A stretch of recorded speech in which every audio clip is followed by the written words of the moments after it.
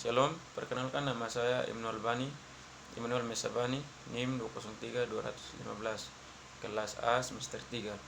Di sini saya akan mempresentasikan hasil kerja saya, yaitu ini pertemuan tugas anatomi pertemuan 1 sampai dengan yang ke-7. Yang pertama ada pengertian anatomi. Pengertian anatomi dibagi menjadi dua bagian, yaitu anatomi. Ana bagian atau memisahkan, tomi iris atau potong.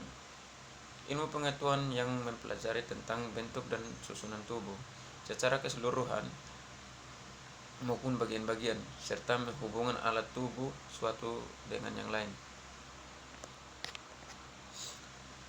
Osteologi jenis dan struktur tulang kepala dan rangka dibagi menjadi dua bagian, yaitu tulang pipi dan tulang belakang tak beraturan. Tulang pipi flat bone, contohnya tulang dada dan tulang ubun-ubun.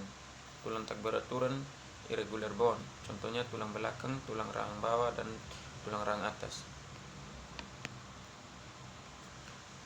Osteologi jenis-jenis struktur tulang ekstremitas atau maupun bawah anggota gerak. Tulang panjang long bone, contohnya tulang lengan atas atau pangkal lengan, tulang paha atau tulang atas, tulang hasta dan tulang pengupil. Tulang pendek short bone, contohnya tulang-tulang telapak tangan dan tulang-tulang jari tangan. Ortopologi jenis persendian, Sartoris, pembagian dan contoh-contohnya. Hubungan antara tulang yang tidak memungkinkan adanya gerak, contohnya sinortosis adalah persendian antara tulang tengkorak. Jenis persendian diarthrosis dengan segala pembagian dan contoh-contohnya. Sendi ini memiliki 3 kategori, yaitu sebagai berikut. Yang pertama ada synfibrosis, yaitu jaringan ikat yang menyatukan bagian tulang, contohnya seperti hubungan antara bagian sejumlah tulang tengkorak.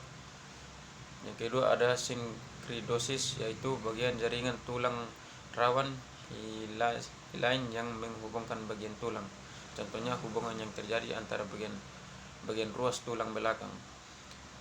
Sindomesis, yaitu bagian tulang yang menghasilkan terjadinya sebuah proses gerak dalam batas tertentu, contohnya tibavibularis inferior. Miologi otot. Menurut kerjanya, otot sinergis merupakan otot-otot yang saling mendukung, bekerja sama pada saat berkontraksi maupun relaksi. Otot antagonis merupakan otot-otot yang kerjanya berlawanan, artinya jika salah satu otot berkontraksi maka otot yang lain akan berelaksi.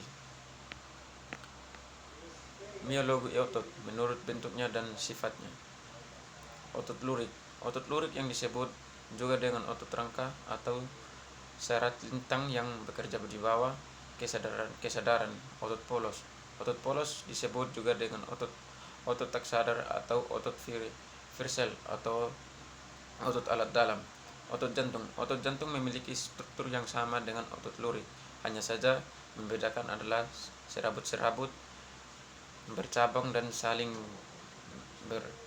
beranyaman serta dipersarafi oleh saraf anatomi. Artologi, pembagian otot menurut peran kerja otak, jenis kontraksi dan gerak otot. Pembagian otot menurut peran kerja otot dan gerak otot. Otot rangka. Jenis otot ini memiliki peran penting untuk menciptakan gerak dalam tubuh.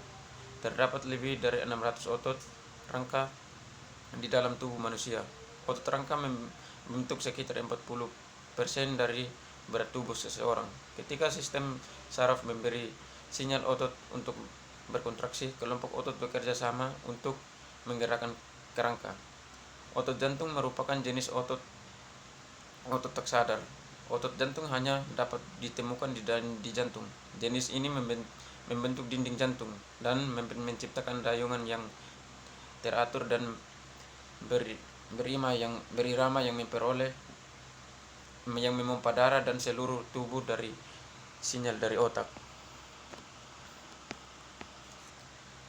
Otot polos akan membentuk dinding organ berlubang, seluruh pernapasan dan pembuluhan darah, gerakan yang seperti gelombang mendorong aktivitas melalui sistem tubuh, seperti makanan melalui perut atau urin melalui kandung kelamin. Pembagian otot menurut jenis dan kontraksi. Pembagian ini dibagi menjadi dua bagian, yaitu kontraksi otot instonik dan kontraksi otot konsentris. Yang pertama, kontraksi otot insotonik. Kontraksi insotonik mempertahankan ketenangan konsentan dalam otot sepanjang perubahan otot. Hal ini dapat terjadi hanya ketika kekuatan maksimal otot yang berkontraksi melebihi total beban pada otot. Kontraksi otot insonik dapat berupa kontraksi otot lebih pendek atau ekstentik otot memanjang.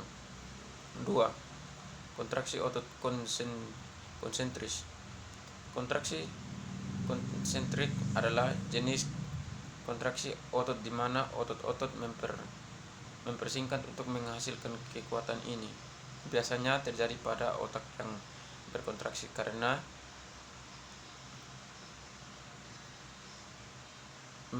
memaksimis flash menggeser, dan itu terjadi di seluruh otot. Melekat karena mereka dirangsang untuk kontrak sesuai dengan memaksimalkan Fleeman geser. Yang 3. Kontraksi otot ekstensif. Berbeda dengan hasil kontraksi ekstensif dalam pemanjangan otot. Kontraksi seperti ini mengurangi kecepatan sendi otot, bertindak sebagai rem untuk kontraksi, dan dapat mengubah posisi kekuatan beban. Kontraksi ini dapat menjadi sukarela dan tidak sukarela. Selama kontraksi di ekstensif, otot memanjang, sementara di bawah ketegangan karena kekuatan lawan yang lebih besar dari gaya yang dihasilkan oleh otot daripada bekerja untuk menarik bersama dalam arah kontrak. Otot bertindak untuk mengurangi kecepatan sendi yang pada akhir gerak atau mengontrol reposisi badan. Yang keempat ada kontraksi otot insometik. Berbeda dengan kontraksi insometik, kontraksi insometik menghasilkan kekuatan tanpa mengubah panjang otot. Ini biasanya terjadi pada otot yang ditemukan di tangan dan lengan bawah. Panjang otot tidak berubah dan sedikit tidak bergerak, sehingga berlaku dengan untuk pegangan cukup. Contohnya adalah ketika otot tangan dan lengan bawah memegang objek, sendi tangan tidak bergerak, tetapi otot-otot menghasilkan kekuatan yang cukup untuk mencegah objek jatuh. Sekian presentasi dari saya, terima kasih.